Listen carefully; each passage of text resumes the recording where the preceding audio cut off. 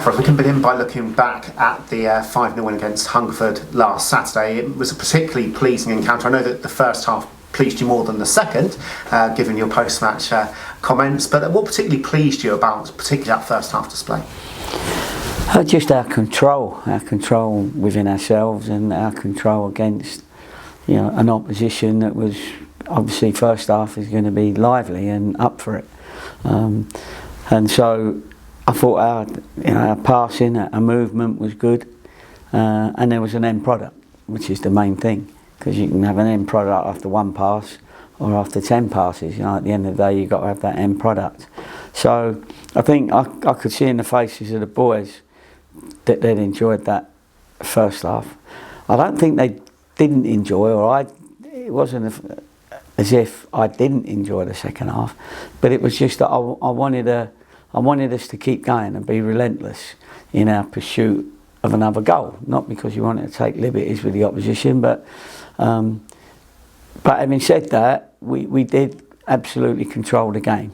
We had a lot of possession, didn't give it away too much, and I thought we sort of like demoralised them a little bit. But to be fair to them, they weren't totally demoralised. I think they felt that 0-0 second half was a decent second half for them, as we were 5-0 up. But so I was all round. I was pleased, and we had a discussion in here about the game, and they all agreed with what I saw, and we don't really want to be doing that too many times. Great to be 5-0 up, but we might not be against Maidstone. We probably won't be. In which case, we've got to keep our concentration, but keep our eye on going for a goal. Mustn't lose sight of the fact it is a Hungerford side that had beaten Chippenham 4-1 in the previous round, so obviously no mugs, as some people may say. By your own admission, though, Maidstone will be a totally different proposition, so it's ironic then that obviously you're going to be facing them in the league, and obviously then in the FA Cup the following week.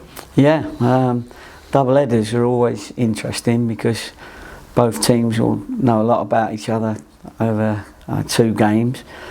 They're two competitions we want to do well in, obviously the league and the FA Cup, and get us through to the next round, which is a pretty big round.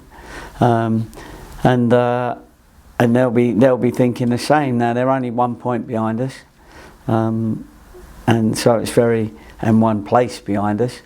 So it's going to be, it's who turns up on the day, whose game comes out on top.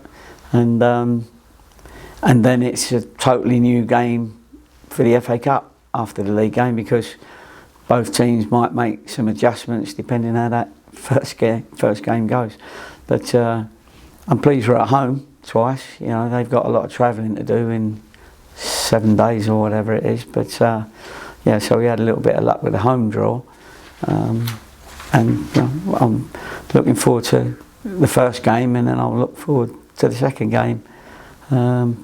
Both teams get the opportunity to turn the result around after the first game, so both teams are going to have to be aware of that. In effect, even though it is the same set of players that you're playing in 2 successive Saturdays, the message appears to be very clear: 2 separate teams, almost 2 separate occasions, 2 separate fixtures. Yeah, and as I say, both important games, very important games for both clubs. So we've got to be ready for that. I think we are, and then we'll see how it all pans out. 2 players that unfortunately won't be involved, Will Jenkins-Davis and Luke Pearce, have returned to their loan clubs for 2 different reasons. But whilst it's disappointing to see them go back, it's worth remembering the fantastic relationship that the club has built up with 2 championship clubs, Plymouth and Southampton. It shows the high regard that Torquay United is still held in. Yeah, I think when you take a young player on loan,